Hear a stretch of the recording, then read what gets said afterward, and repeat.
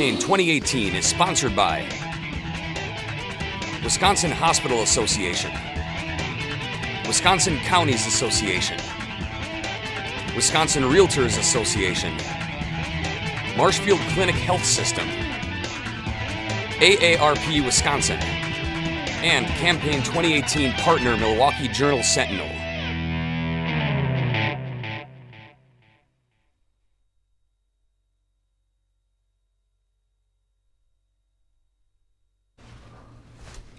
Art Shrader of Reedsburg is a Democratic candidate in the 50th Assembly District.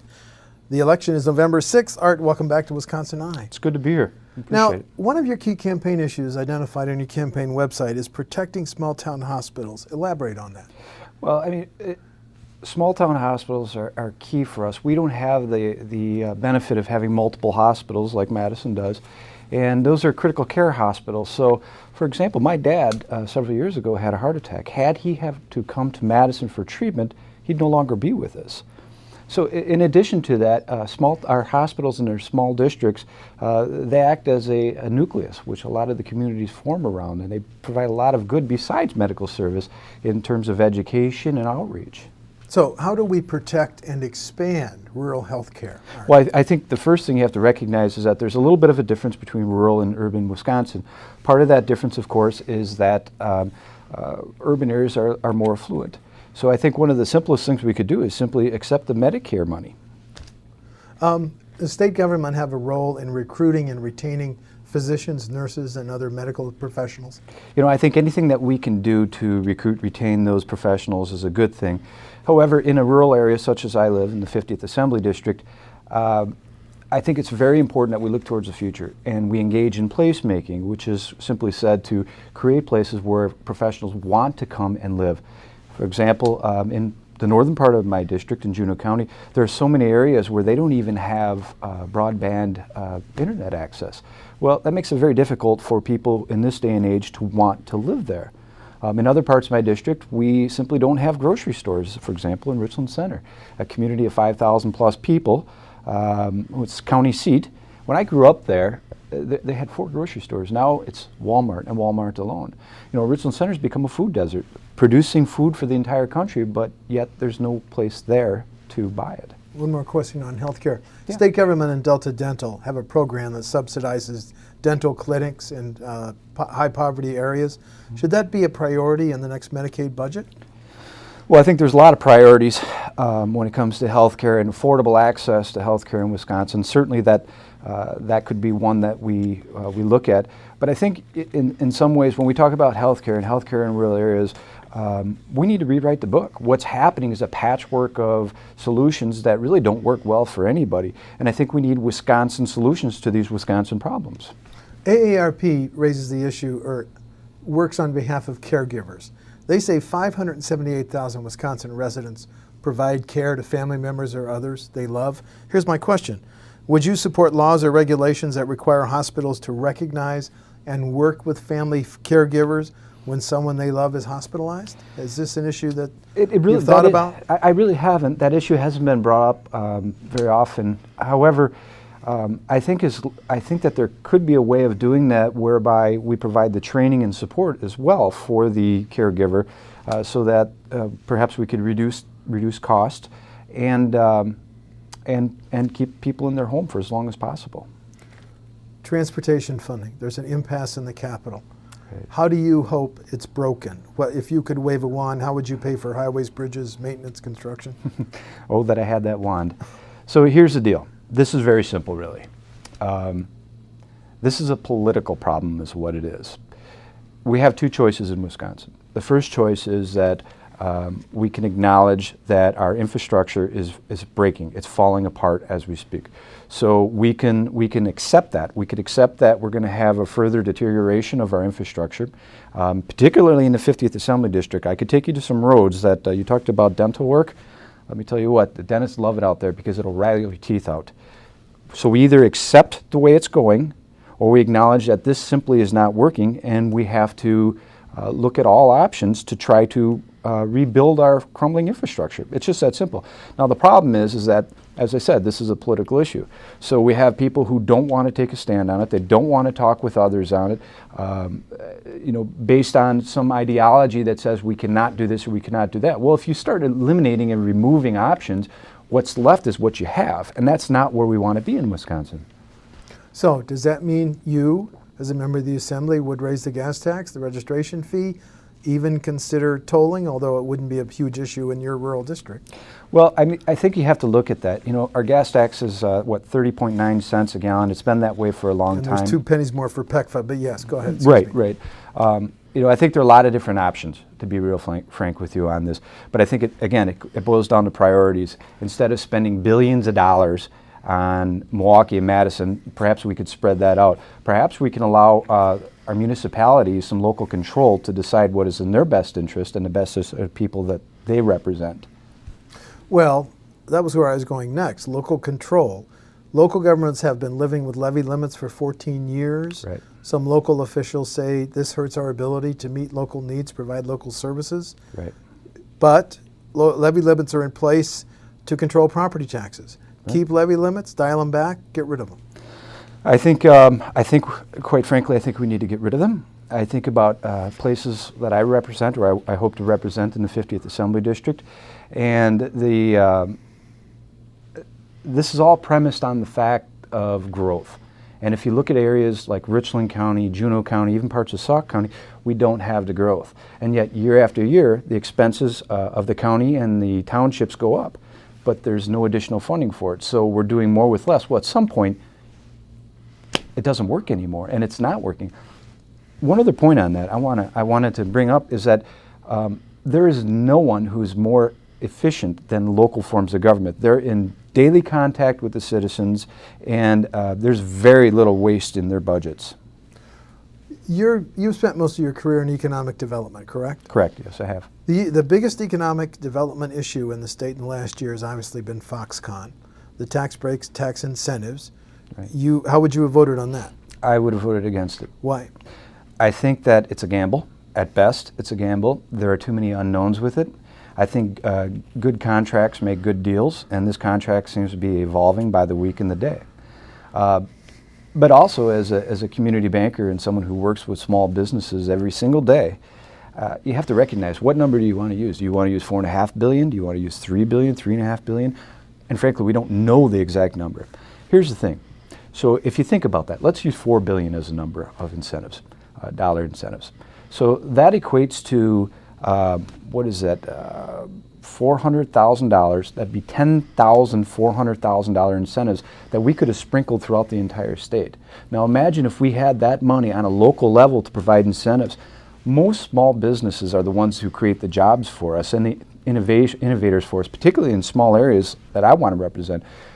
Foxconn was a swing at the ball in an election year, an election season. That's all it really was. Kimberly-Clark now wants Foxconn-like tax breaks. Right. Kimberly-Clark was a Wisconsin-grown company. Right. Same argument, same vote against it if you had to cast a vote? I would not be in favor of that. There are times when a public-private partnership are appropriate, but where do you draw the line? At what point do you say, no, taxpayers aren't going to support for-profit businesses? You have to draw the line somewhere with this. And I think that you're going to see a cascading of other corporations saying, well, what about me? What about us? Listen, I live in a rural area. I've lived there my entire life. Our farmers are in desperate need of help.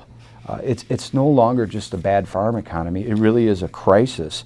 And yet there's no assistance for the people in the 50th Assembly District. Well, let's take that. Sure. What one step could you take as a member of the Assembly to help these farmers that are in distress in the 50th District? Well, and again, to say the obvious, we live in a global market and we compete on a global scale. I think that the tariffs certainly aren't helping. This rut in milk prices, soybean prices, and corn prices has gone on for a long time. And typically you have cycles in dairy. In agriculture in general. You have cycles where you have good years and bad years. The bad years have been for a long time now, and our farmers they can't take anymore. I think what we need to do, some of the things we could do is, number one, how about we buy the milk we produce here? How about we pass legislation that says if you're going to call it Wisconsin cheese, then that milk needs to be produced in Wisconsin. That would seem like a no-brainer, and I don't see how anyone would be upset with that. The current state budget has a large increase in state aid for K-12 schools. What are you hearing when you talk to administrators and teachers and residents of the 50th? Do we need another major increase in state aid for schools in the next budget? Yes, I think we do. Why? Well, let's face the facts here. The budget, the K-12 budget, is about the same as it was in 2010. So really, it's just starting to move in the right direction, but it's not enough. It's simply not enough. In rural areas, Reedsburg, Richland Center, Mauston, New Lisbon, Linden Station, the places that I want to represent, the schools really are the hub of the community. And we have a difficult time attracting teachers and keeping teachers. And now we've set up a situation where one district has to outbid the other district to get a teacher. And this is going to cause continued problems, specifically in a rural area, but even more so on a bigger scale. Education is the single best investment we could make in our future, and every civilized country in the world who's figured that out prospers. Those who cut education inevitably fall behind everybody else. If there was a need to raise $300, $400, or $500 million to boost state aid to K-12 schools, would you, what if any changes in the tax structure would you advocate to come up with that additional cash? Steve, it's a matter of priorities. If we could find $3 billion, $3.5 billion, $4 billion, $4.5 billion to incent a Chinese company to come to Wisconsin, I'm pretty sure we could find the funding for our schools.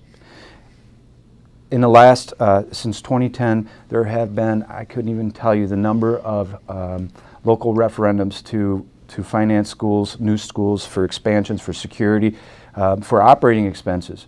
And overwhelming majority of those referendum pass because the people understand that education is important. It's not just an election year gimmick for someone like me. I live there. I understand the value of education and educators in our community. The Voucher the Choice program has grown dramatically. Milwaukee to Racine, now statewide. Your position on it? I think what happens here is you set up a dueling system between public schools and voucher schools. And all you're really doing is dollar for dollar, taking away from our public schools and creating another system. I think that we need to reinvest in our public schools instead of taking money away from them at a time when they're struggling and really doing more with less. I think that we have to remember that we're no longer competing simply with Iowa and Minnesota and Illinois. We're not even just competing with California. We're competing on a global marketplace now. And we need to educate our children as though we were competing on a global marketplace, or we will fall further behind. The UW system budget, continue the freeze on resident undergrad tuition into a 7th and 8th year, or get rid of the freeze? You know, I wish I had all the answers to all the problems that we face in Wisconsin. I would say that, again, education is the best investment we can make. Just today I had lunch with some folks from the UW, and they were telling me the return on investment that we see in the UW system, and by one study it was 27 to 1. Listen, as a community banker, if I can find something that I can invest in and get 27 times my return back on, I will do that one all day long. The fight over whether we need a new state prison. 2 of our prisons were built in the 1800s. Do we? Okay, so these are great questions and they're specific questions, but I think we need to look at the bigger picture on a lot of these issues. Corrections is the 3rd largest line item expenditure in the state of Wisconsin, and I think the question has to be asked, why? What are we doing that's costing this much money in the state of Wisconsin? And so to answer your question, no. I think we need to look at the whole system. We need Wisconsin solutions for Wisconsin problems, and we need Wisconsin-grown solutions for Wisconsin problems. We shouldn't be having a patch quilt of solutions. We need to look at the big picture and figure these things out, working together to do so. The debate in the Capitol over whether to legalize recreational or medical marijuana. Your positions? I am in favor of legalizing both medical and recreational. Okay. I think that we should legalize it, we should regulate it, and we should tax it. Finally, you're going for an open seat. Differences between you and your opponent on November 6th? Well, I would say that one of the largest differences is that no one had to ask me to run. I stepped forward to run in 2016, and I'm stepping forward to run again in 2018 because I feel it's my duty to do so. As someone who's served our country, as someone who's lived in a district his entire life, I don't need polling data to tell me what's important to my friends, families, and neighbors because I live that every single day. So the difference is that I'm ready to go to work day one. I don't have to learn the names. I don't have to learn the places. I am part of those names and part of those places. Thank you. Art Shrader of Reedsburg is a Democratic candidate in the 50th Assembly District. The election is November 6th. Art, thanks for sharing with WisconsinEye. Happy to be here. Thank you. Campaign 2018 is sponsored by Wisconsin Hospital Association, Wisconsin Counties Association, Wisconsin Realtors Association, Marshfield Clinic Health System, AARP Wisconsin, and Campaign 2018 partner Milwaukee Journal Sentinel.